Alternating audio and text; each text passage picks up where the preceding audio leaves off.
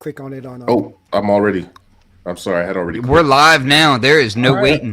That's all all good. right. It's background. It's all like this. You're witnessing the behind the scenes. Welcome to the episode. This is Beat People Podcast, episode 68. The classic SP1200 is the topic of the day. Last time we did the MPC, and we still have a part two to do, right? So I just kind of feel like we're gonna do these for all the classic joints, and so yeah, right now, Ken, stop goofing around with my production, buddy. I'll do what I want. So yeah, this is an SP1200 episode. Why are they so freaking appealing after all these years? Are so sought after, and yeah. So we just want to kind of get into this conversation. I got a really dope panel right now of folks who who I respect, who would be good for the conversation. We got Ken. What's up, man? I'm not good for any conversation. Yeah, actually, that's true. I shouldn't have said that. Then we got we got Upright. Upright is actually becoming a regular again. That's dope. Welcome back, man. You muted. How did his sound just disappear? Oh, my bad. What's up? There he goes. There you go. There you go. And then we got the people? daydream sound. What Daydream up? sound. I know people, recognize the daydream sound as one of the authorities on classic samplers and stuff on the internet, and he's probably answered a lot of questions for a lot of people about a lot of old dope machines because he probably has every one of them at this point. And then we got my man Strange Strains. You all may know Mario as product specialist from Electron. You probably saw him rocking the model cycles and the model samples. And, we become homeboys from around different synth events and different things. So I knew that Mario is probably a little younger than all of us, but he owns a SP1200 and he's a beat head. He's a gear head, and he's making beats and lo-fi, hip hop, and all kinds of stuff. And he combines the SP1200 with a lot of the newer gear. And so I wanted to have him on, and let's have this discussion, man. Why y'all think the SP1200 is so still one of those kind of revered machines after all these years? We got a million. Not clones, but machines that are maybe inspired by them, and then softwares and plugins and emulations that are all kind of inspired by the SP1200. Why y'all think that is at this point? Want to start? Yo, Anybody? Personally, I would say, coming from my perspective, you put it, perfectly. I would say, coming from the box and trying to experiment with sounds and getting textures and finding the textures that you want, finally rooting that sound that I was looking for to a sampler that's an older sampler and that was hardware, and specifically the SP1200. And it's everybody knows it's that sound that when you start digging into the hip hop collection, start hearing the samples, and I think it's recognizable. You recognize it right off, right? That particular distinct sound. Yeah, and then just also the what do you mean? Yeah, like that seeking out for that. I went and finally using one of these, you get that instantly. Like, you don't have to add a chain, you don't have to open up a chain and find the better algorithm or change it and add LFOs, because it's just, I remember when I heard it, I was just blown away. Like, in heaven, I was like, damn, this is crazy. Like, all this search for getting this grittiness, it's just the box does it itself. So that's for my personal thing.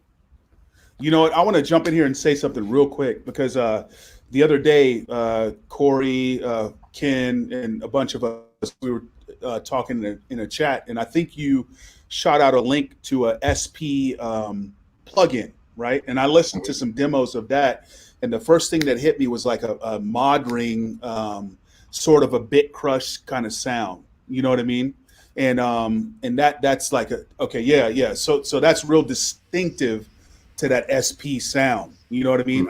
I don't know if I could pull up. I'll try to get an example. Well, that's one of the that's something that about the SP, and I kind of think that this also lends to why it's still so used today, is there's a lot of legend around the SP1200. A lot of it's not true, and then there's also a lot of good reasons why it's still around as well. But like, there's this whole, especially for aspiring beat makers that are kind of newer to it, there's a lot of like jargon that gets thrown around that's completely inaccurate and like way off base, but it gets its own kind of mentality around it, and you start hearing people say like, oh yeah, it's got this ring, and then you hear people say mod ring, and then which it's not, like, you know, and I'm not calling you out saying, oh, that's inaccurate. I'm saying like this has become, it's almost become its own vernacular. You know what I mean? Like, it's the SP1200 has its own lingo around it now, to where you almost like you're fighting a losing battle talking to people about, okay, well, this is specifically this sound, or this is specifically that sound, because people have it so ingrained in their mind as far as like, oh, this is what I'm hearing, even though they're describing it with inaccurate terms. You just have to kind of be like, okay, well, it's actually this, but, you know, and keep it moving, you know? Mm-hmm. I think Daydream's done quite a lot of videos on the sound of the SP, so I kind of like to hear his take on it. And you also do a lot of your live streams where you're chatting with people about it, so I'd like to kind of get your take on the common folks who reply to you and talk to you about this stuff. I think, yeah, a lot of it is it's just a historical box, and I'd say historically speaking, the SP came at the right time, like the perfect time. I mean, hip hop all started off with records, then we went full drum machine. Here comes the SP, and then you had drum machines that had a little bit of sampling in it, like the SP12 had that, and then the SP is the first, as far as I know, that just was a straight sampler and a drum machine. So now we can do things that we wanted to always do with records with a drum machine. You could have never done that. Like, you had a DMX and that was just a straight drum machine. So now you had drum machines drum sounds that you could take from records. So it was like at the right time, like right when the SP1200 came out, that's when everything started changing. You know, if you listen, everything just switched up. You didn't even hear like a Lindrum or anything like that anymore. Like, that was all done.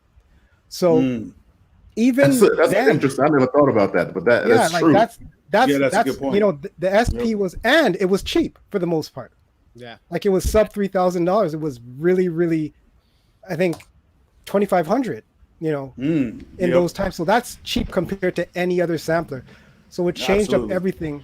And that's the other thing, is that you have to remember that, like, back then, it wasn't like you couldn't get FL Studio. You couldn't get, like, there weren't cheaper options. Like, EMU was the cheap option back in the day. Like that, like, and $4,000 was the cheap option. $3,000 was the cheap option back in the day. Yeah, you know. Yeah. So it's held its like importance because of that throughout time. Like, once you start using an SP, a lot of people didn't go looking anywhere else. You know, I heard, I think it was Primo. He was saying like somebody had to actually tell him about the MPC 60 because he didn't even think about it. He was just on because it worked. This was what it was. It worked. And it was that sound. And so why change up? Yeah, and that still holds till today, I think. Like, as far as the sound goes, what Strange is saying is right. Like, the minute you put something in an SP and it comes back on you, it's super hard. Like, it's noticeably like, why is this thing so dense? Like, anything you put in there slaps like immediately. So it's pretty impressive. Hey, so just for a little bit of context, I can share my screen. I'm here on Bboytechreport.com, and this is that SP plugin, and it's you know, supposed to be true to the sound, just so people can get a feel for what exactly I'll throw it up the sound we're talking about. Okay, yeah. So I can share my screen if you want, or there you go. Okay. And then let me see here. That thing sounds dope, man. It does. It sounds incredible. I have a video pulled up right here. Let's see. Share my screen. And then cool. I don't know if you have the video routed too. So yeah, audio routed. So yeah, share it up. Can you guys hear that? No. No. I can't hear it. But the dope thing about that plugin, at least what I thought was really dope about the plugin, is one, I mean, it's easy enough to just kind of grab it and get that sound, and it has a couple of parameters to kind of dial a sound in, which I'll tell you the truth, the idea of something like that seems to be more of a common thing today was not common just 5 years ago. You know what I'm saying? Just 10 years ago, 12 years ago, whatever, you could keep going back and it just wasn't common, and people were doing all kinds of stuff to try to get that sound, or, you know, sacrificing a limb to go buy a real one. You know what I'm saying? And it's a pretty elusive machine. And then when you look and see these prices, what are the prices? I mean, here's one, and it's $5,000, and that sounds cheap to me. Yeah, you know what I mean? Yeah. Like, that's what's wild right now. Wow, you know? Yeah, that's crazy, man. And there's a reason for that. I think, well, there's a whole nother conversation that we can get into about the pricing of these things. You know, I think we could all make the argument that is just ridiculous. But then at the same time, because there's a level of price gouging, and, you know, people kind of living off the you know, the clout chasing of it, the hype of it. But the reality is, it's an amazing box, and I think some of these places that are selling them like that might be taking advantage of folks. But at the same time, can you really say that? Because some of the world's best guitarists and famous guitars are like crazy. Like, the amount of money people pay for guitars, that are classic guitars. So yeah, you know what I mean? So yeah, it's kind of dope. I like what you said though, Mario, about the fact that, and you too, Daydream Sound, the fact that when you throw something in the real SP1200, there's no more wondering about why there's all this fanfare around it. You know what I mean? No more. Like, the drums that come off of SP1200 are something special. Like, straight up. And I don't know, I personally feel like the emulations that I've seen in software side, and I'm going to try this other one that we just talked about, but I feel like it nails the aliasing and the crunch. A lot of times those things are nailed, but the punch is not easy to nail. You know what I mean? So I'd say like, so I have an Emax that I love, and the thing about the Emax that I love is, one, obviously they're like less than a third of the price of a SP1200. The sampling engine is extremely similar. However, it's different in the way that it handles interpolation and drop sampling. But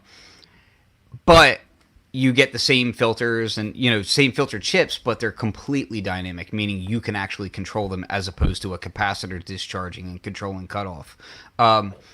But even with that, like, even when you go to some of these other very related, you know, samplers back in the day, the thing is that Dave Rossum, the genius that he was literally creating the chips himself, was literally creating all of this himself. And because of that, everything has a very, very distinctive tone. The Emax, while it can get a beautiful crunch, and I actually love it because you can do variable sample rate on it, so you can actually go lower than the SP12 and SP1200, and you can do some really interesting things with it. The difference is that the SP1200 was, because it was a drum sampler, he looked at it as, it doesn't need to be as crisp. It doesn't need to be as hi-fi for the time. So he allowed for things like it would just drop sample, you know, and it would get more grungy. And you don't really reproduce that sound in any other way. So when you have something that dirty, you know, yeah, you can put it through the filters, and it's cool because the filters will grab onto that dirt and grab onto that aliasing and that grit. And you can do some cool stuff with that. Really, that's not what the SP was truly about, because it's not like you were boosting resonance and sweeping in and hanging on to the harmonics of that aliasing. You know what I mean? Like, if you're in a synth, or if you're in a modern sampler that can change variable sample rates and do that sort of thing, you have the ability to boost resonance on filters and then hone in on specific harmonics. And with a low sample rate like that, you're getting inharmonic aliasing going on, right? So you're getting inaccurate harmonics that are popping out, which give it that sound, and then you can latch onto it with the resonance of a filter and boost that up even more and do some interesting things.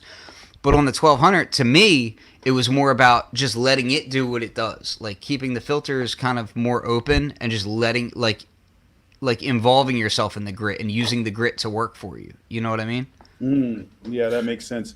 You know what? CC Funk 1 said the first time I saw SP1200, a friend got one. I went to his house to see it. The sound was great, but as soon as I touched the buttons, I hated it.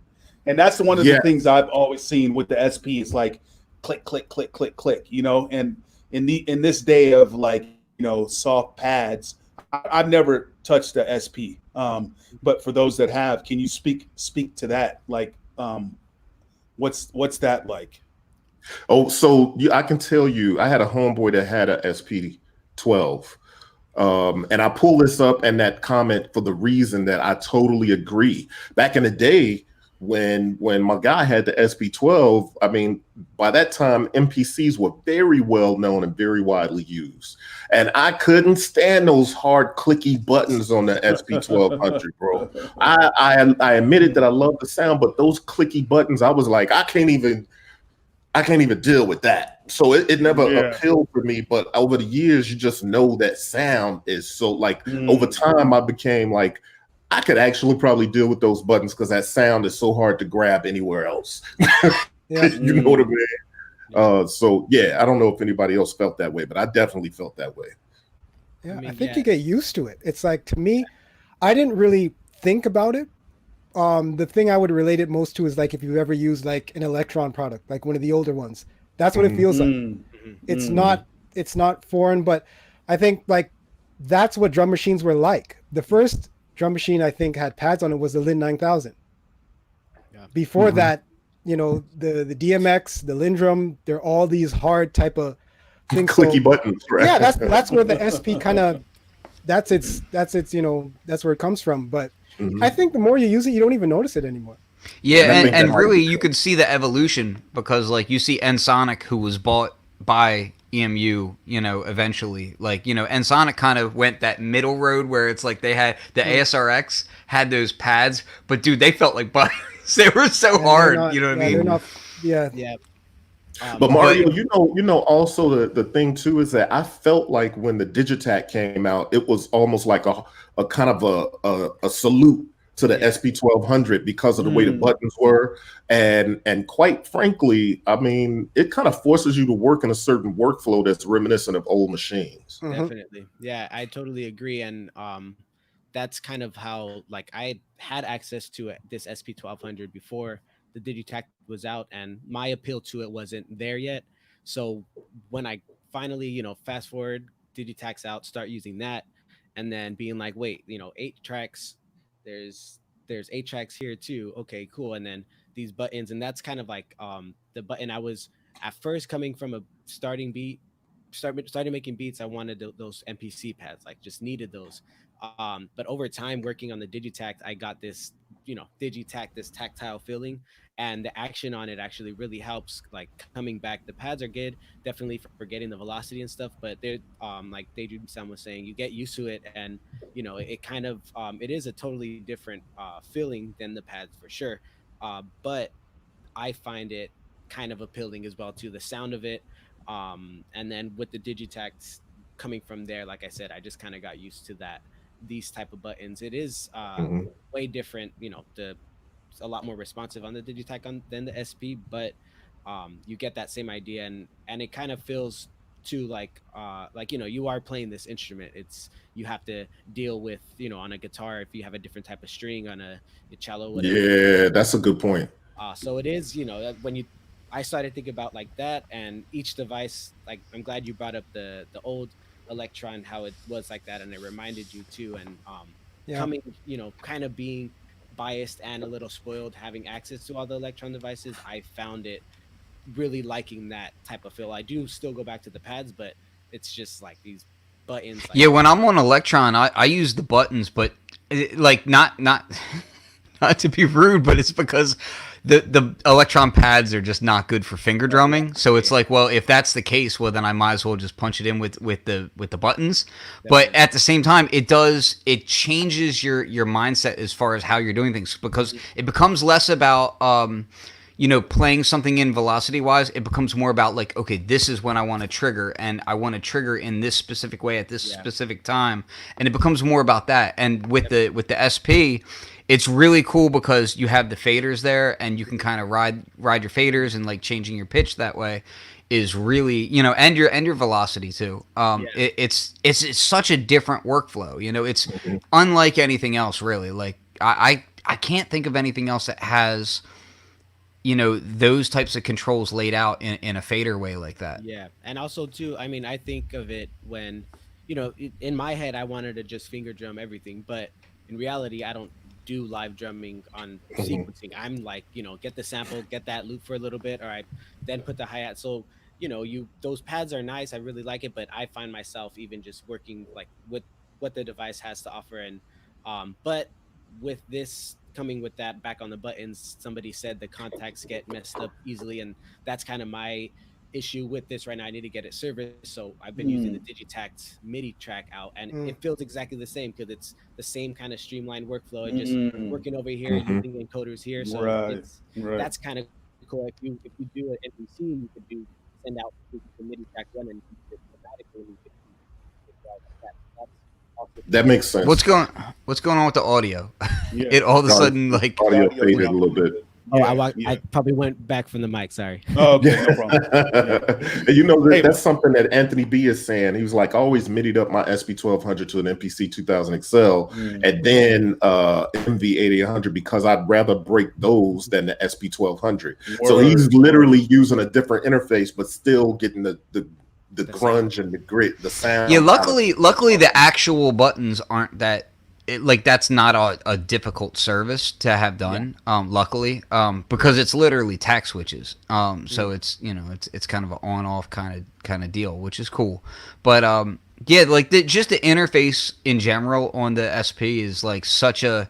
If you look at where the evolution was, clearly things evolved from the Lin side of things way more than the SP side of things. Like clearly it was like the industry was like, okay, velocity sensitive pads, 16 pad layout, that became the standard, and then it moved on from there. But there is it's all about that workflow change. It's like whether you're on a modular, and I was talking to somebody the other day who was asking me about doing sampling in modular, and I said, well, it really depends on what you want from that, and the person was like, oh, well, I have an MPC 1000 and I really want to do that in a modular. And I was like, well, that's exactly why you shouldn't do sampling in a modular. I was like, you should do sampling in a modular for what the MPC can't do. Right. You know what I mean? Like you want to do everything that you're not doing in a typical thing.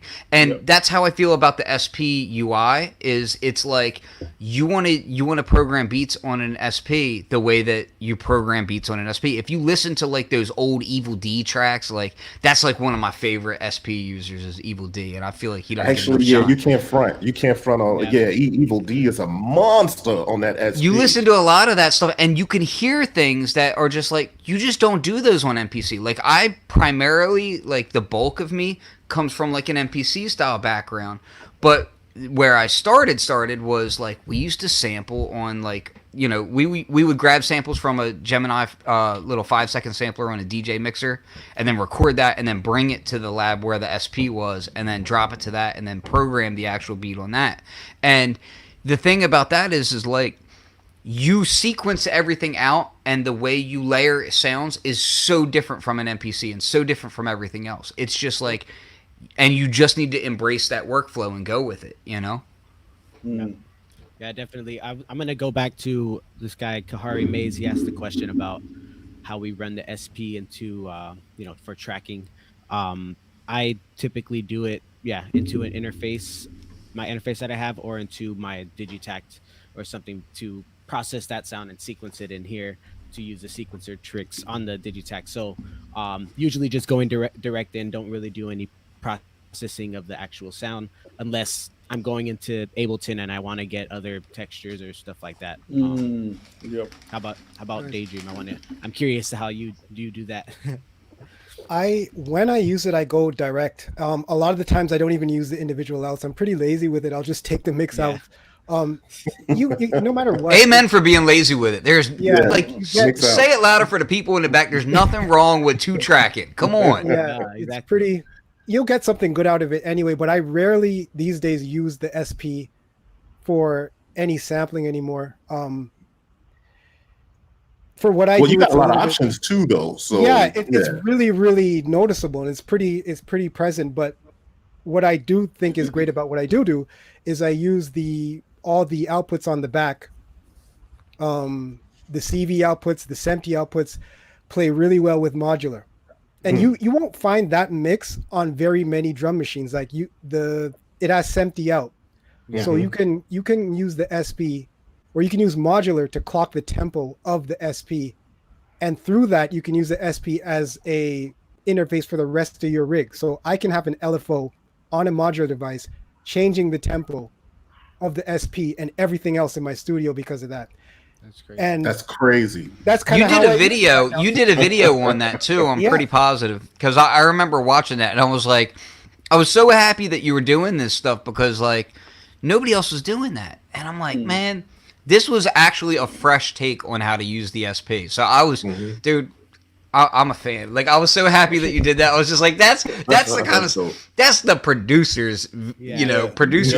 right there doing that. It's really sure, a Swiss Army knife, man. Like the sound of it, like it's the sound, but like the amount of other things it can do, and it's really, really easy and quick to use. I think that's some of the it's underrated. Like when you use it, you'll be surprised how quick you just fly across it. And like if you sit down with it for an hour, by the end of that hour, you'll be moving quicker than you thought you would have.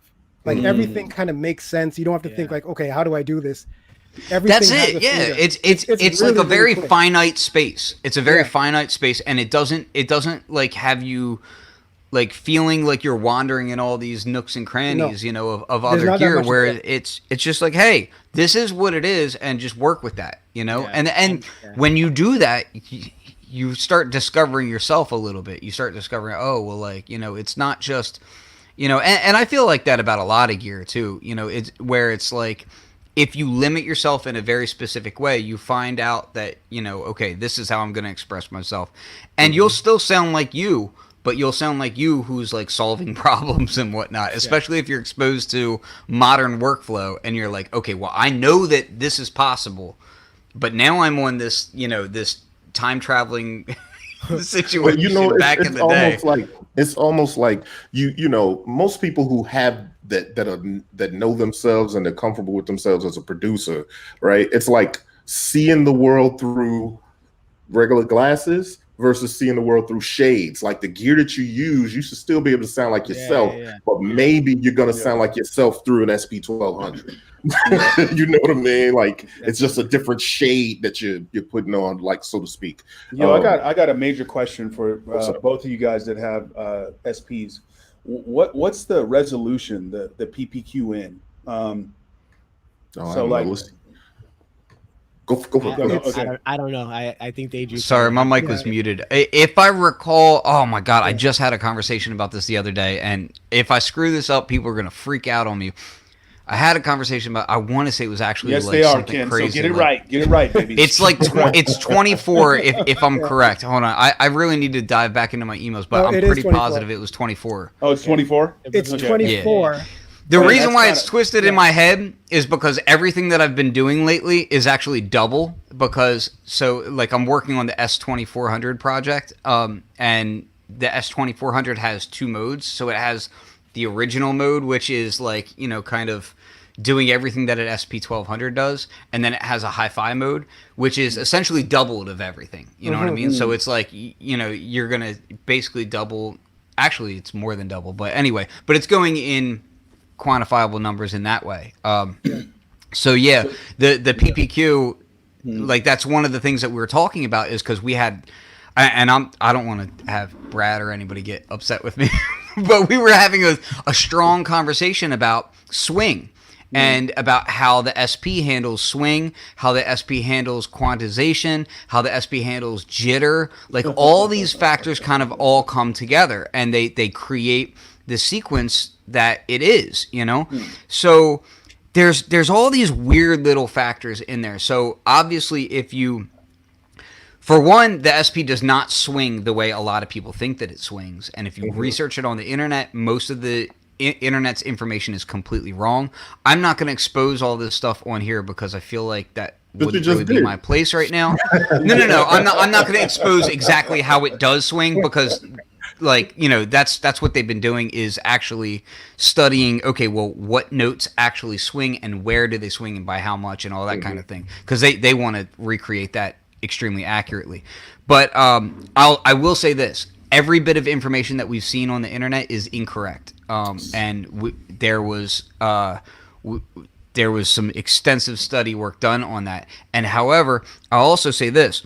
The jitter of the clock is a really interesting aspect of it because not only do you have swing, but then you have like this strange jitter. And jitter is subtle. Like, don't think that jitter is some massive thing. Like, jitter is more subtle than wow and flutter is on a turntable or a tape deck. You know, put it that way. You know, it's a very subtle thing, but it makes all the difference in the world when you're dealing with timing. Like, keep in mind, like we've been dealing with camera latency and that sort of thing when we're dealing with streams and whatnot. Just sit there and tap on a desk doing 16th notes and then notice, like, you know, even with your iPhone camera, how any kind of like wavering of timing difference you can notice because musical minds, it's all about like precision math, you know? Yo, C-Funk said 24 PPQ, wow. And I yeah, that's sloppy. Statement. It's like, that's a really low, you know. Yeah, that's really tight. It's like you can't get too expressive with that. You know what I mean? No. Well, no. That's Well, that's just it though. Is you can get expressive with it, but it's going to be a little bit of expressive back to you. You can literally notice it. It's going to say no. No. So, and for the layman in the chat, like, let's just kind of break down what that means. So that's pulses per quarter note, right? Or parts per quarter note. Yeah. Right. So basically what that means is that you're going to be slicing up each time slot in between each quarter note, right? And that's where the data can fall. Now the data can fall. So like, let's say like that's a 24 is like this. That's a chunk like that. An MPC, the lowest MPC was 96. So that's like tiny, like this. Yeah, and the 4000 was 960.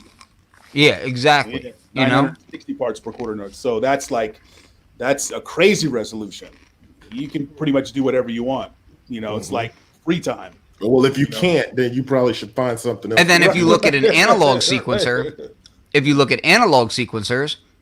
they're one. Like it's like you know, it's because it's one step. So and that's where a lot of people get into the whole like I want to swing off grid, this and that. Right. So not only can you can still program kind of off grid, but then it also has the machine has a slop to it as well.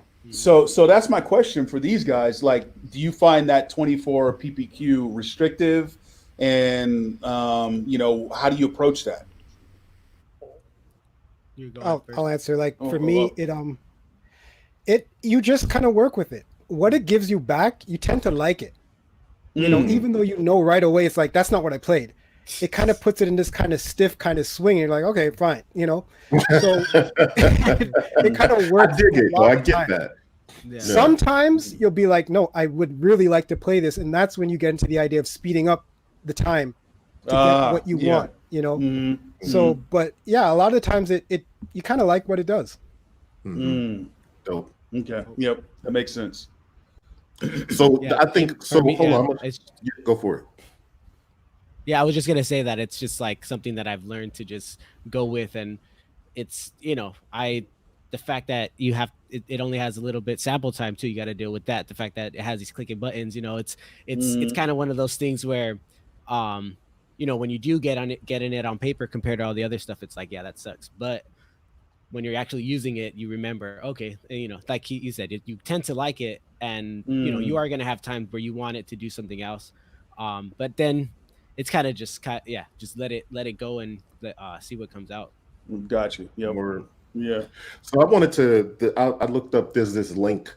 Fact Magazine did a story a while ago. I think this has been a while. 15 samplers that shaped modern music and the musicians who used them. And then as I scrolled through this, I saw this SP12, the blue joint, and it reminded me of a story that I feel like is apropos for this show. And I think I've told it on Beat People before, but yo, I've said before, my guy had an SP12. I don't remember how he got it. We was broke. I don't know how he got an SP12.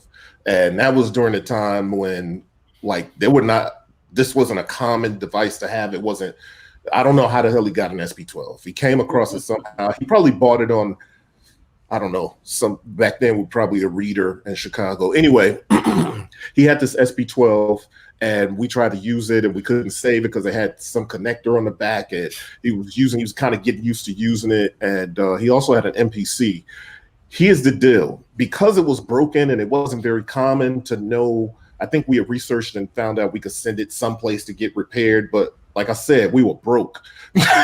You know what I'm saying? So he just kind of pushed the joint aside, and we knew it was a dope joint, but it wasn't usable in its state. So he pushed it aside, and we just kept using the MPC.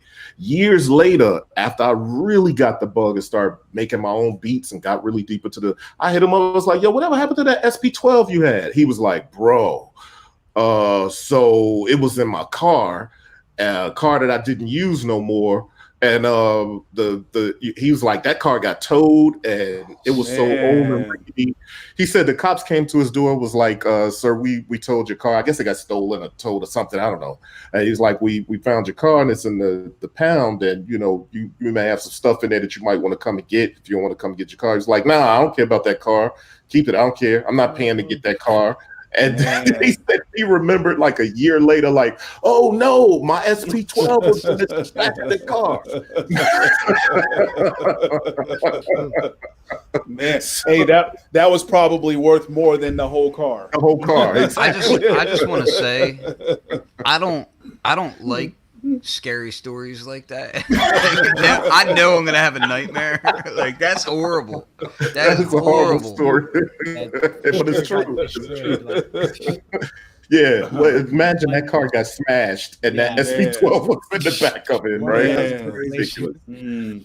But hey, so I'm like, gonna go for it. Go ahead. I was just gonna say that's just one of those things where you hear about people having just classic gear and just forgetting about it or whatever, and also like the prices for those things they were dipped for a long time, and then it was a steady climb back up, and then all of a sudden it just spiked and went into the atmosphere. You know, somebody had mentioned in the chat earlier about the Rossum, what was it, the 1200 reissue, and how that was $7,500, and people are paying that's it. crazy. You know? That's people crazy. are paying it. Yeah, I think that there's a reason why it was done, but yeah, people are paying it. It's crazy. Yeah. Hey, I got a question. So for Daydream Sound and Mario as well. So as far as the SP, when it comes to your workflow, is that the final destination for your full track, or are you producing in the SP? How is your workflow with the SP? Because I can imagine myself, like I use a SP404, and I'm not really so much producing in the SP, but I'll run everything through the SP as a final destination to get that sound. So talk about that a little bit. Yeah. For myself, I've yet to like fully do a full beat sequenced out on the SP1200. I've done a few things where like I'll sequence just a loop, but then I'll move for the drums, go to Digitact, or just run the sample in here and do the different pitch levels, throw that in Digitact or Octatrack, and you know, mangle it there. So yeah, it's for right now, what I've been using it heavily more just for like an effects unit, I would say. Dope. Just to get the actual SP sound. Yep. But that's my next step. The main reason is because of the buttons that like only like 3 of them, they all work, but only few of them are really, really responsive. So my workflow is a lot faster here, but I could totally see myself working on this when it, you know, up everything working good because all of the workflow stuff that you need to know is on the panel. Like not everything, but kind of navigating is like very straightforward. So I could see myself doing that and having a lot of fun. Okay. Yeah, man. It just fits. It's more of a tool for me. I think I got it with that in mind. It's really, really aggressive for my taste. So what I'll do is just a snare, just a hi-hat, just a pitch down thing, because it has a tendency to be it's so prominent in whatever you put it in, and it's noticeable. Wow. So half the time I'm trying to tame it down rather than to play it up. So that's kind of like, and it all depends on your musical style. Like if you make hard music, well, you're good to go. Yeah. But very rarely will I use it. Which is why in boom bap hip hop of that classic time in New York, it kind of was the thing. Because New York hip hop literally sounds like the damn concrete that they walk on. You know what I mean? That's East Coast hip hop. It literally sounds like the way the city looks. It's crazy. Hard. Rough, rugged, and raw. Yeah. So as a driver, more I'm using it for CV, but every now and then, like I want, it's so fun to use. That's the thing about it. And I have this thing with samplers where that if it's too good, I almost leave it alone more than use it. Like this and the Mirage, I kind of don't want to touch them a lot because they're that good, So it's that type of thing. Yes, that makes sense. Yeah. And here's I think we were going for the same thing. Is there anybody using the SP1200 for music other than boom bap? And I think that's another thing that comes up often enough when we talk about classic samplers. A lot of times we're talking about these classic samplers from a hip hop lens. And the fact of the matter is a lot of these things were used to make a lot of house music. You know what I mean? Yeah. And for hip hop. You know what I mean? And even R&B and other stuff. I mean, honestly, because I was surprised when I would see R&B and house dudes, and they would have an MPC or they would have a SP1200. So this is very prevalent in those music styles. As a matter of fact, Brad from Isla Instruments, who's making the S2400, is he's a house DJ. He's all into house music. Like that's his perspective, and he loves it just as much as any hip hop head. Yep, definitely. I've seen a few people. I mean, not a few. I've seen a lot of people using, not just the SP1200, but every specific like hip hop sampler that you see, MPC, SP, even 404. I've seen that in like house music, techno, doing all this stuff, and it all roots back for me on the SP and the MPC. It's just that sound, like Daydream Sound was saying, just like that punch. That dance music, you need something hard hitting, and this dose up, you throw your kick in here and there you go. Yep. That's what's up. And so I want to also jump back to, so we've talked a lot about why it's classic and how it's out there. I mean, the aftermarket prices and stuff, and we even talked about the software. I think it's called a S950, which, by the way, that software is interesting because it takes the sort of aliasing sort of sound and the lo-fi sort of sound and marries it with the sweetness of the filter of the S950, which a lot of people were using stuff like that. The SP1200 and S950 as a combination. That software actually takes those two characteristics from those two things and combines it in a software. It gives you dials that you can map to things like this. Things like that to be able to control it and automate. So that's actually a super cool thing. But on the flip side, there just seems to all of a sudden be a lot of interest. And I think my man Brad at Isla Instruments has done the SP1200 a service by creating the S2400. And he's gotten the blessings of had conversations with Dave Rossum and stuff. And, it's dope to see hardware SP1200s, a modern version. Mind you, this is going to be different than that, but it's dope to see something that's inspired by that coming to market and getting the job done. Because when it finally releases, it's going to have all the OG features on deck. Then it'll probably You know what I mean? Yeah, Like, and it will probably have other stuff, and all the IO alone throws it into the future.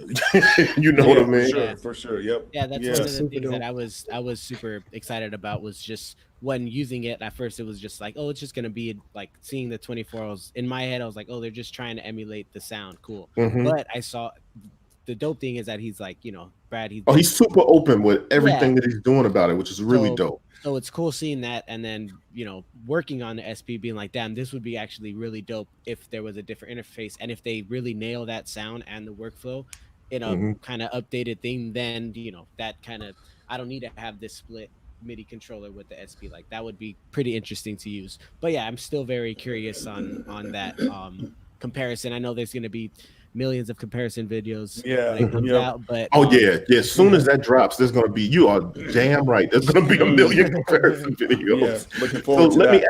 Let me ask y'all though, what y'all think about that kind of thing, where, like, for instance, he says, anybody looking to buy SP1200, is it better to get the S2400 instead due to modern improvements? And I think that's going to be a real sort of talk. Like, think about when the Model D, when Moog created the new Model D, and then there was still a lot of naysayers out there like, son, I want the regular old ass Model D. Like, even that was Moog. I think there's layers to the question though. Like, so for there's so many layers to the question, because one of the main things that you could say, like, straight out from the gate is, guess what? Even if you want an SP1200, eventually you will not be able to buy an SP1200. They will not last forever, period. For sure. And they're old. I mean, you're talking about a 1980s device, so older than me. Even with excellent technicians out there repairing these things, they won't last forever, So there's that. The other thing is that, and I say this completely biased as somebody who's involved in the project and all, if you're trying to buy something to replace something else that's not that's never gonna work. Like, don't ever buy, like, don't buy like the Poly D saying, oh well, it has to. I've just been having like it in my heart for forever to have a Model D, and now there's the Poly D, so I'm just gonna get that. And it's like, no, you're still gonna want a Mini Moog Model D. Like, even if you have that, like, you will. For me, it's not, man. I kind of disagree with that. You might be able to get. Hey, you might be able to get. I kind of disagree with that. You might be able to get 99% of the sound, but guess what? It's still not that. You know what I mean? And a lot of people, it's not just about buying the circuit, or just about buying this, or just about buying that. If you're dead set on having exactly that, then you're dead set on having exactly that. Like, there's just no difference there. However, if you're trying to get like a very similar sound, a similar workflow and interest, then that's something, that's something else, and that will get you there. Like, at least that's the plan. So. Yeah, go ahead. Sorry, I see another part of it as well too. I mean, live performers that do live music, say they do want to take a SP1200 sound with them, you're not going to want to take that on tour with you. SP2400, that's another thing. So that's kind of in my head. Same thing with the Model D, like that whole thing.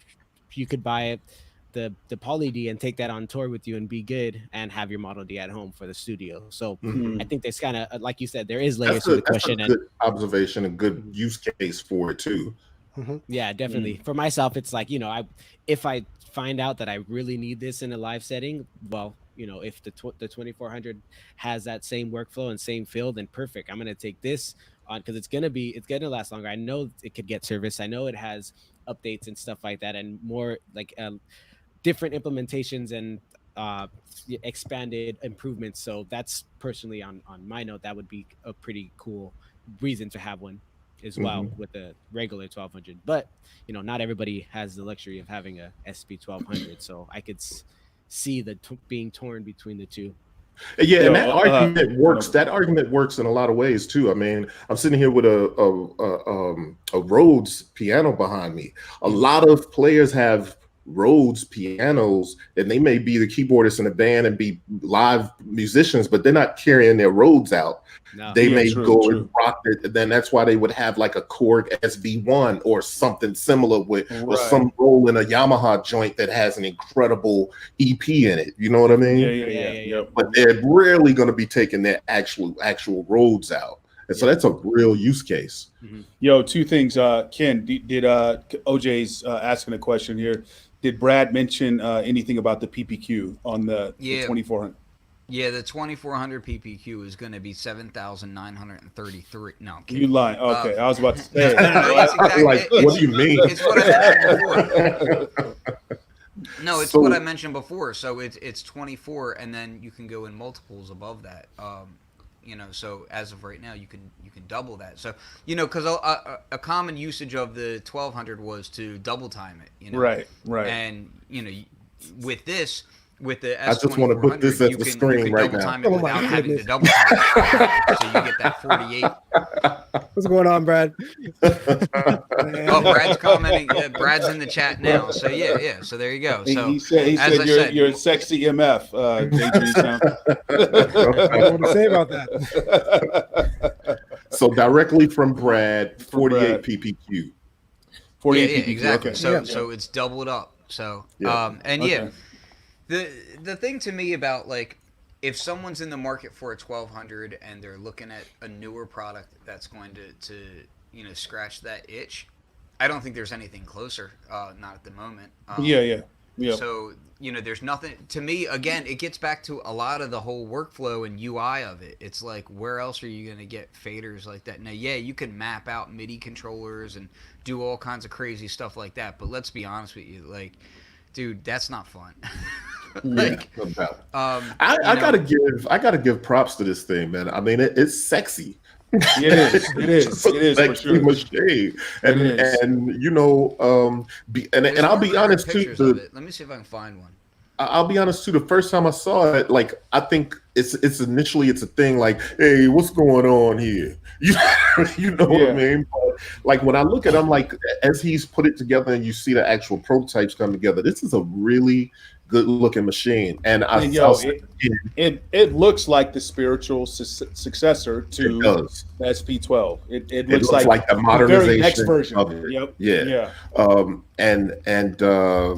Another thing is too that I'll say it again. I've said on other shows, but on here I'll say it. This thing is built like a tank.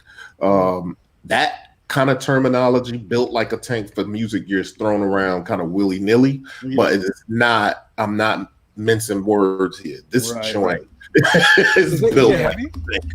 It actually, you feel the weight on it. Nice. It's not paper weighted kind of thing. You feel the weight on it. Those sides are thick. Yeah. I don't know, it's like a half-inch thick, and obviously Brad would know the exacts on it, and I mean it just has weight. I saw him at KnobCon and he was walking through there, he didn't have a booth. He was walking through there and he had an early like hand-built prototype of it, handmade or whatever prototype of it. And I dragged him over to Afro Rack's booth, like, put that down, let's talk. So Ken, and maybe Brad can chime in. Is this true to the original as far as the circuitry, like all that, like the internals as far as like the sound? So yeah, the actual the analog side of everything is pretty much a 1-to-1 recreation. It's like all the analog filters are the same. So there's a bunch of fixed filters in the SP1200, and then there's the quote dynamic filter, and the dynamic filter is now it's a SSI chip. It used to be SSM, same company, same stuff, So anyway, it's this SSI chip, and then it's basically a capacitor discharges it. So when you say dynamic, it's closing the cutoff. That's all done the same, except on this, it's stereo. So there's two of everything, right? Mm-hmm. So it's doubled up. That's all the same. In addition to that, you also have like digital filters and all that good stuff. Okay. So it's identical plus more, with enhancements. Yeah. Okay. Got you. Yep. Yeah, that's interesting too. And he said, and Brad is in here right now, and he's saying differences is that the analog side can be switched in and out in software rather than half plugging the jack.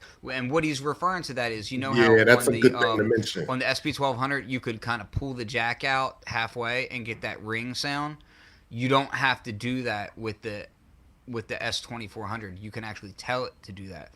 You can also tell it to bypass things, which is cool. Like it has internal logic chips that will handle that stuff. Nice. Dope. Here, Yeah. Brad just sent And me. The weight, Go for just it. so you know, the weight is the same as about a 2000 XL, if I recall correctly. Nice. Is it? Yeah. That's heavy, man. Like this is the thing. It's Like heavy. the reason it's not why. light. Yeah, the reason why I asked is because the SP, as big as it is, it's light. It's like It's like it will throw you off. Like when I first picked mine up, like I was bracing up. I'm going to lift this thing, and I almost threw it out of my hand because it was so light. Like, it's really light. Like you were flipping it. Like, I'm gonna flip this Yeah, joint. it's pretty light. So this is the most recent casing for it, and you notice that it's a darker paint job. I don't know if that's like a dark gray or dark or black, but the other one was more grayish blue, like tinted gray. But this is a black case. Yeah. So basically, he's in the and I don't want to make this show like all S2400. I know. I think it's appropriate. I think it's appropriate though, Ken, because we're talking about the SP1200, and we hit all of those marks on the things and how it's so beloved. But what the difference is here is that this is really the spiritual successor. So many people are prohibited from having an actual SP1200 because they're $5,000 to $8,000. And now here comes this thing that will give you that plus modern stuff at $1,000. That I think that's very relevant to throw into this conversation. I'm gonna throw it back up there again. So there was a question in the chat that I just want to kind of get to, and I was going to type the answer, but I might as well just say it because I've had conversations with numerous people outside of Brad who've gotten to kind of play with certain things, so there's digital filters in this as well, and the developer of the code for the digital engine that's inside of this thing is very talented, and I've heard nothing but good things about these filters, and it's high praise coming from the people that I've talked to, and of course once I get involved on that, I nitpick digital filters to no end. So I'm looking forward to like the modernization of this old school UI, and I love like, I built my own sample rate reduction in my modular and in other things. Like, I do that kind of stuff all the time. OJ Miles is asking, what does Dave Rossum have to say about the spiritual successors? I spoke to him directly in person. I'll see if I can pull it up. So I spoke to Rossum himself at NAMM, and Corry, you were there, right? Yeah. You came up towards the end of our conversation, right? Yep. And dude, Dave is an awesome guy. If you guys are watching on Corry's channel and not familiar with my channel, I have a show called the Synth Summit Show. Dave's come on my show before as well. Dave is a really, really great guy. Not only is he an absolute legend in the industry, who I will stand on the soapbox forever proclaiming to people that this is the true legend. Like, a lot of other synth legends get a lot of praise that realistically should have gone to Rossum. He built the voices and the chips and everything that made it possible for other synth legends to become synth legends. So I'm like a massive Dave Rossum fan.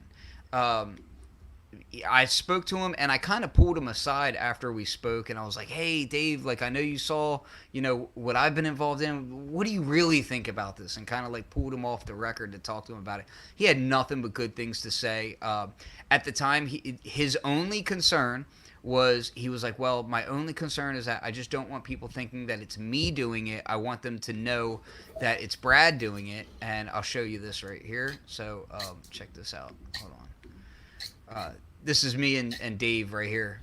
So he And said, you look older. with the gray hair. I'm good looking.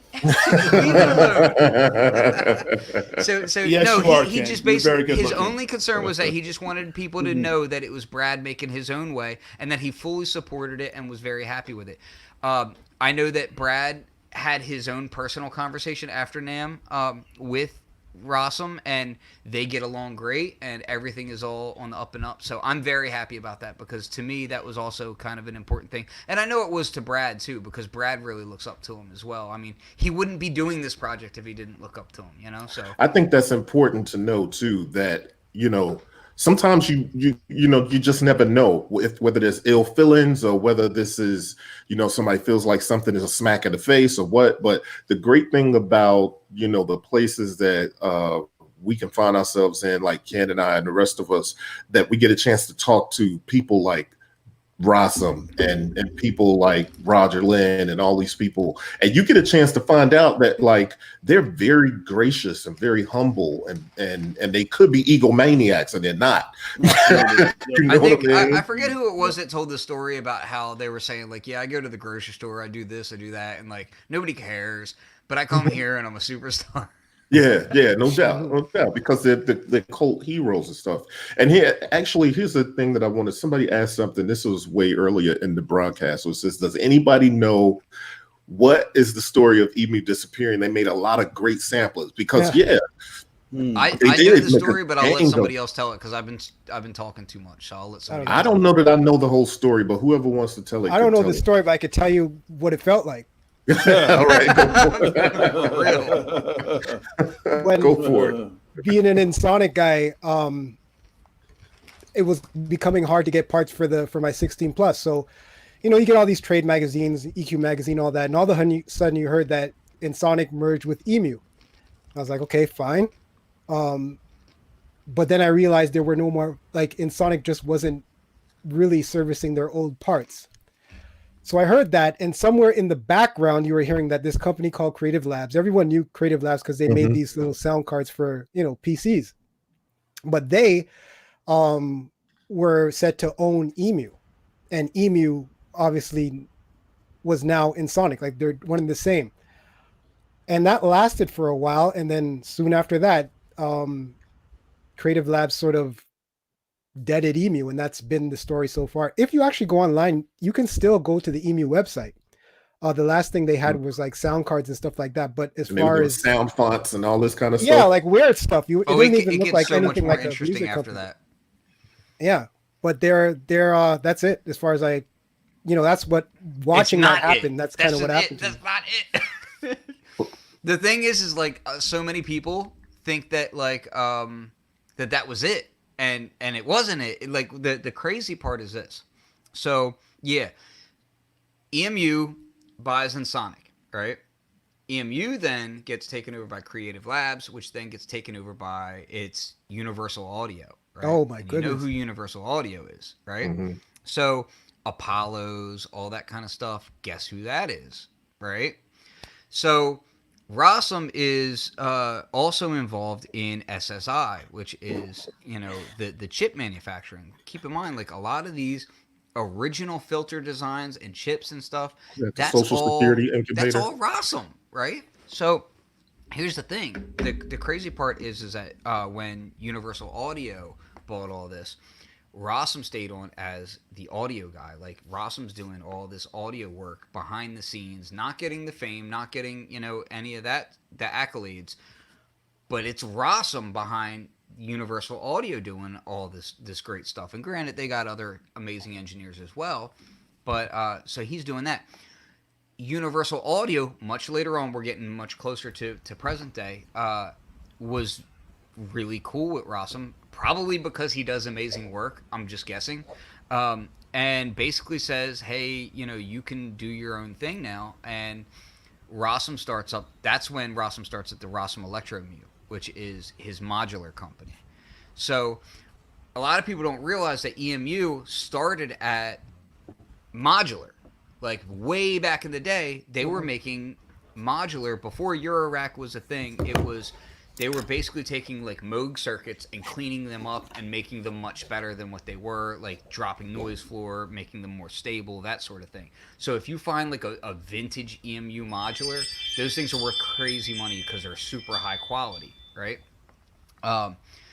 So yeah, Rossum was now allowed to kind of do his own company kind of as an offshoot of Universal Audio, and that's Rossum Electromu. And now they've released some really they have a sampler for, Eurorack, which is what's that thing called again? Assimilator, right? So they've got the Assimilator. They've got the Morpheus, which is really cool because if you know anything about the EMU history of their rack units and their synths, they had the Z-plane filter. And that Z-plane filter now exists in a Eurorack module, and the difference is that now the processors are much more powerful, so all the parameters can be interacted with in real time, which is before it was you only had limited parameters you could play with because it couldn't handle that kind of processing power. And then you mentioned the filters, or him taking, doing, updating Moog circuits. The Evolution filter is kind of one of those things reincarnated into Eurorack. It's super so my favorite filter, period, without a doubt. Yeah. I have it in my rack, and it's definitely one of my favorite filters. The Assimilator is like the best sampler I've heard in a very, very long time.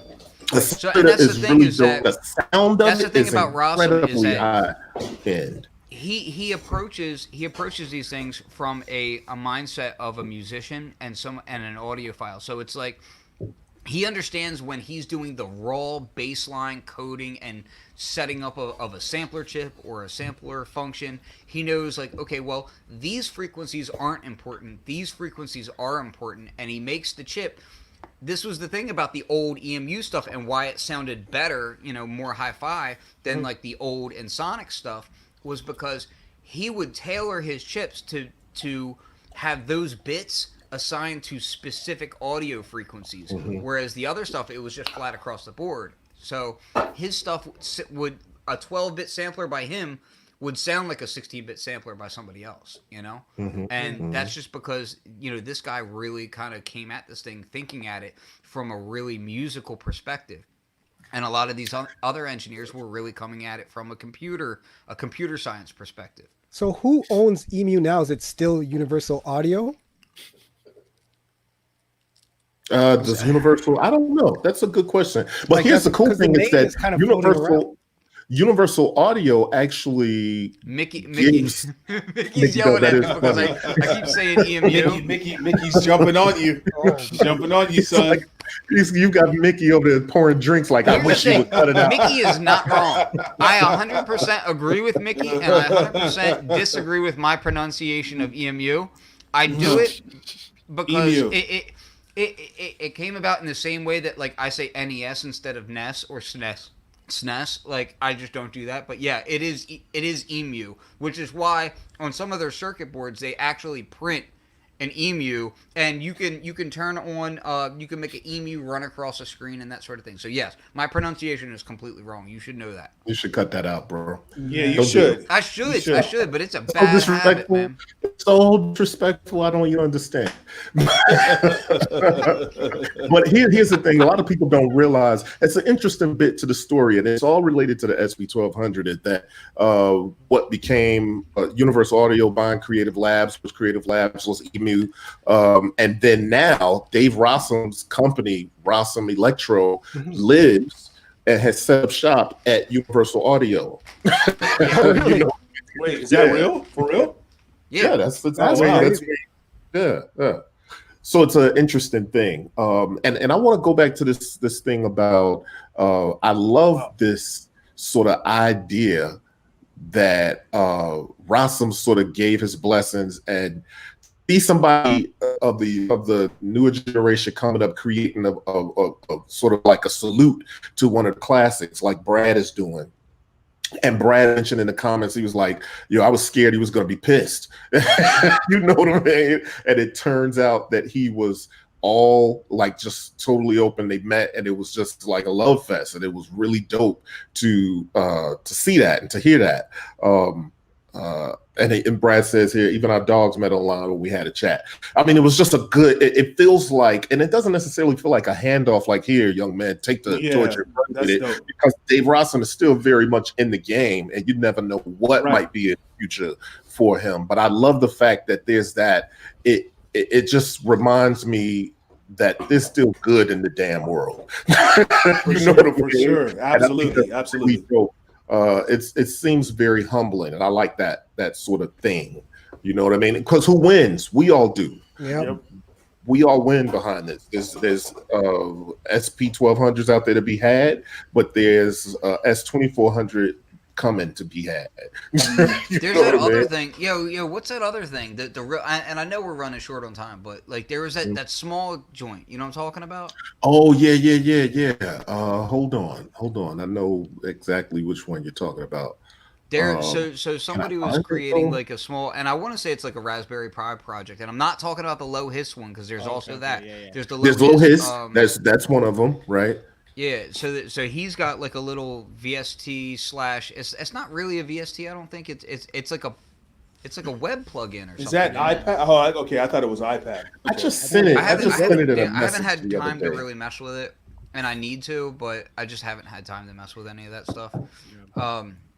But there's this other thing that's like, it's almost like, is it 4 faders or is it 1? I can't remember.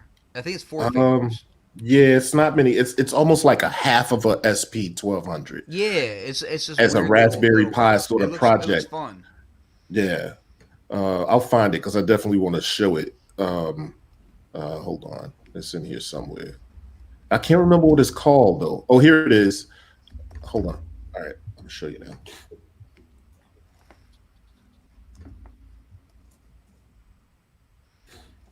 I typed SP1200 Pi in Instagram, and Pi City came up, and that just sounds delicious.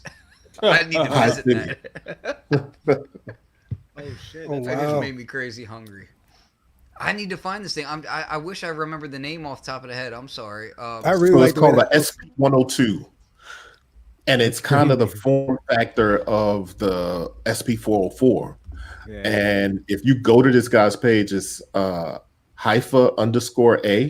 HYPHA_A on Instagram. You'll be able to see it. So he's using a Raspberry Pi, and he's kind of creating this device. And you could look through his timeline and you'll see the process, like when he did the thing out of cardboard box, and now he's, I don't know if he's going to release it as a DIY thing or if he's going to release it at all. But I think this is really dope, where imagine having something like this and an SP404 sitting next to each other for your live show. It could be some really interesting stuff going on, right?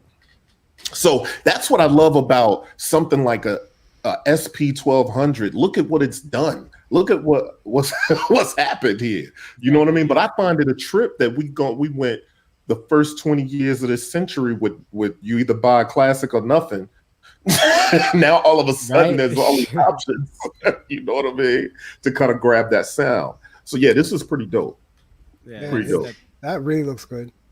Yeah, it really does. You know what's crazy, man? Like if you look at like the music, I'll just use hip hop for example, because this is where there's a problem. In hip hop, as far as MCing goes, you have to fight to tell. There's a struggle between generations. Like no one knows who did what or what things were like. When it comes to gear, now anyone that's under 18 years old actually knows what an SP1200 is, and you don't have to explain it. You know what I mean? Mm-hmm. And there's a bridging between the fact that it's being carried on. Like there's no separation or anything like that anymore. So that's also a really good reason why these things need to be carried on. So it's just the entire lineage of gear that's being continued on through younger eyes, through a different generation. Like, it's really good. Actually, you make a good point with that too, because I think hip hop has this crazy thing about ageism, and like, you know what I mean? Like, yo, you listen to that. If like, it's a weird thing because depending on who you're talking to, classic hip hop. And I don't want to get too deep in this conversation. This is another BeatPPL podcast, but classic hip hop in the 90s, old head. Classic hip hop in the 2000s, lo-fi. You're cool. You know what I mean? This cuts deep on Corry because he's old. No. That's a conversation that really needs to be had. That's a conversation that really needs to be had. Yeah, The I whole want to get lo-fi, into that on the sure. next, and we'll probably have to have Mario back, and we can kind of really dig into that conversation. But yeah, a lot of really dope stuff on the SP1200, and I don't know, I'll just kind of open it up, man. Y'all got any things to say? Because we're over an hour. This is a good conversation, as typically these focused conversations are, though. Yeah. I just want to say real quick. Oh, go ahead, Mario. Go ahead. Okay, good. No, I was gonna say, like, I'm glad that there is still this excitement for it, and that we're seeing it a lot more, not only in producers' hands, but in like that whole RZA did a great job on his Hulu thing. That even that. Oh yeah, you're right. Yeah. Of that, like, it's crazy how that. I know that a lot of people are seeing that and being like, well, what's that? They're not. It's that whole broadening horizons for everybody, like you were saying, Daydream Sound. These kids people under 18 years old knowing what it is, and you don't have to explain it to them. So having that knowledge and building on it, so now we're getting all of these spiritual and reminiscence of the SP1200 with the plugins, and also now these new hardware. So I think it's really, really dope. And yeah, I just hope that everybody that is interested in one, they kind of have the same passion that I gained from just using it and hearing it. That's dope. I wanted to say real quick. So for me, as a SP enthusiast, that I don't have the money to buy a SP, but I'm intrigued by the sound. And for somebody that doesn't want to, grab a bit crusher and try to get a filter and try to, emulate the sound, wavetracing.com. And this is, just off the top, not sponsored or nothing like that, but wavetracing.com has a SP plugin that sounds amazing. I would say if you want to, hear what the SP sounds like, if you don't know about it, you could go to their website and just kind of check out their plugin. It's $20. Sounds dope. So that's all I want to say. As a matter of fact, for that wavetracing.com, as a matter of fact, this is BeatPPL.com. That's my platform I built for Bboytech Report. Go to Bboytech Report. There's a new article up there on it, and you'll be able to link to wave tracing, but you'll learn a little something about it. It definitely is. I typically post things. I like to post news, but this is one of those things that when it comes by, I want to put it out there so people know about it, because it is a dope plugin. It sounds good. It sounds really good. It really does. It's the most recent article on BboytechReport.com, so definitely check that out. There was something else I was going. Somebody was saying, I think this is worth addressing here, because the SP303 and the 404, are the SP303 and 404 better at grit and dirt than the SP1200? Why are they so much cheaper?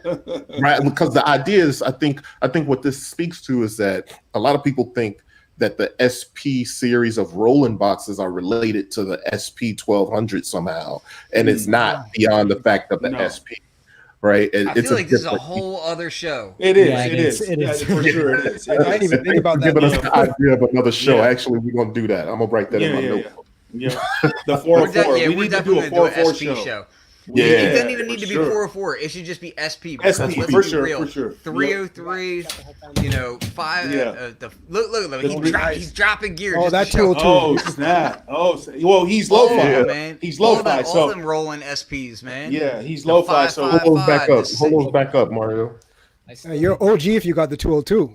Oh snap! You got the 202. Woo! With the rolling speaker. Because we all know it's rolling. That's a true lo-fi head right there. Yeah, no doubt. Straight up. Yep. So, I don't know. So I think, like I said before, here's what's dope. This is a really dope box. Some people are going to get along with the workflow. Some people are not. A lot of people love the sound and don't even know what that sound is. Like when I was chasing a certain synthesizer sound, I didn't realize until years later of learning about synthesis that the sound I've been chasing is a Model D.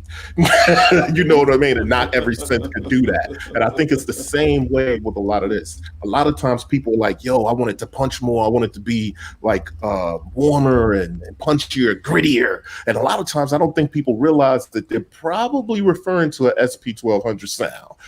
You know what I mean? Yeah. And I think dope that kind of stuff is coming to light. I think it's dope that Dave Rossum is a name that was spoken in such a beautiful light on the show because he deserves all the props. He's a legend. The dude designed the chips and everything on up. You know what I mean? And created this incredibly dope box. And then now it's doing Eurorack. And what's dope about that, the Dave Ross and Eurorack stuff, that sampler, the assimilator, the assimilator sounds so good, people expected it to be a SP1200 in Eurorack form. It's not that. But it sounds incredibly good. And here's what he did in the manual. He put in the manual the different settings that you could put on the assimilated Eurorack sampler to make it sound like all the different versions of EMU samplers that he has and the SP1200. That's crazy. And when I did it, I was like, whoa, my mind was blown because you can get that sound and you could save it. You know what I mean? Wow, that's crazy. So SP1200 is a classic joint. For those that don't know, refer to this show. And with that, I want to say thanks to Mario. We may end up doing a second part as well. I think all these shows might get a part two. So you may get the invite again, Mario and Daydream Sound, specifically about this SP1200. But yeah, thank y'all for coming on, man. Because I know I couldn't do this show without having a couple guys on that literally has them in their possession. Whether I've had or touched one before is a different deal than living with it, using it, and having an opinion on it from that perspective. So thanks for coming on the show. And Ken and Bryce, anything y'all want to say in closing? And also Mario and Daydream Sound, anything y'all want to say in closing? Thank you for having me.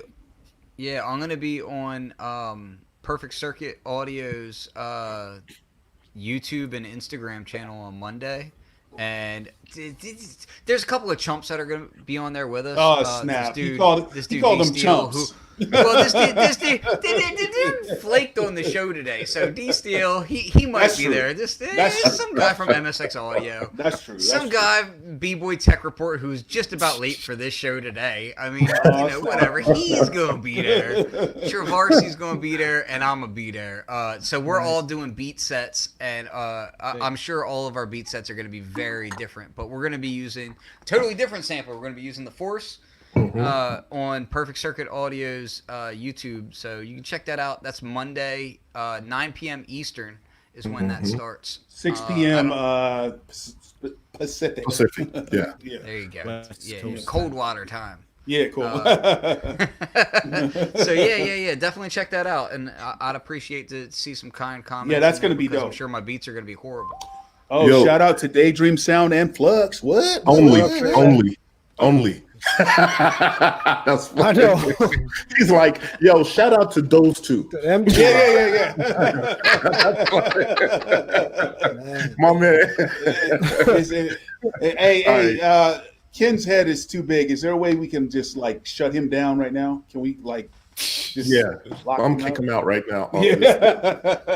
Ask me about how to make offbeat beats. And by the way, as we get out of here, we're going to close the show out. I want to just remind you all to whether you're watching this on my channel or Flux's channel, be sure to hit like, be sure to hit subscribe, be sure to share, because we're doing this for the community and it's fun to do it, and we want to talk to as many people as we can. So support the channel in any way that you can, support the channels in any way you can, and we'll see you next time. Peace. Peace, everyone.